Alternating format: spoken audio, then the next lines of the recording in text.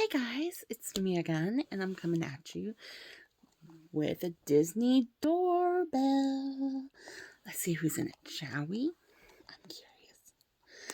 I promise I'll try not to let them fly at you, but no promises. And we have, I don't know, we have two of them. Oh, it's that little mouse from Cinderella. The real chubby one, Gus Gus. I had to think what his name was. Gus Gus. Isn't that cool? And this one is, I want to say Belle, because she's holding a book. So yeah, I want to say this is Belle. Alright, if you guys like, let me know.